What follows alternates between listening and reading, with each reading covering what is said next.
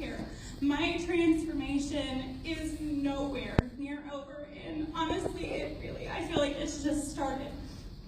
My whole life, a little background about me, I remember struggling with my weight my entire life. I had a great childhood, great parents, a great family, but I just liked food. It goes back to when I was in 4th grade. I remember stepping on this scale and weighing 90 pounds and being so mad that I picked up the scale and I threw it across my parents' living room because I thought, how can I weigh this much? Fast forward, my senior year in high school, 135 pounds, the fattest cheerleader on the cheerleading squad. In 2001, delivered my first child, a beautiful baby boy named Caleb, weighed 250 pounds. 2008, my daughter Carson, 270 pounds. 2013, my beautiful daughter Kinsley, 314 pounds. I was convinced that I was destined to be fat. So I focused all of my energy into my professional career. I had to make my family proud. I had to make my kids proud. And so I had to be this wonderful, successful, professional person. I became a nurse. I got my master's. I got my dream job of a nurse manager. But it felt like I was falling behind as a mother, as a wife, and failing myself. I watched my sister Callie lose all of her weight after having her first baby, and it proved to me that it wasn't genetics. It wasn't destined to fail. I didn't have to be fat for the rest of my life. She actually signed me up as a Beachbody coach while I was still pregnant with Kinsley and said, when you're done, you're mine. She wasn't joking. The second I was cleared from the doctor, she put me to work. And I remember her saying, Ricky, you delivered a 10.5-pound baby, epidural free, you can do this. So she put me to work.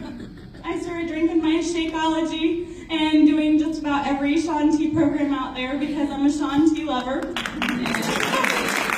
That man motivates me like no other. I was able to lose 65 pounds. And I've been able to keep it off. But the problem is I realized this is more about your life transformation. My whole life I was waiting for this, and Joyce Myers, if any of you guys listened to her, she said it well when she said, don't wait for a translation. A translation is when you beam from here to here, Spanish to English. That doesn't happen. This is a transformation. You have to go deep into your soul and find out what it is that drives you. A good friend of mine bought me Made to Crave for one of my personal development books. And if you are a food addict, if you are an emotional eater, you need to get that book. You need to get that devotional because that is what brought it home for me. I realized I was relying on food to help me through my everyday problems. I was relying on food for comfort, and I should have been giving it to God. And the second that I decided that I was going to start giving it to God, my life started changing. And I'm not going to say I don't still have battles. I'm not going to say I don't gain 5-10 pounds here and there. But I have never gone back to that 314 pounds. I have never gone back to that 270 pounds. I have stopped myself every single time and gotten on track with the help of God and with the help of Beachbody.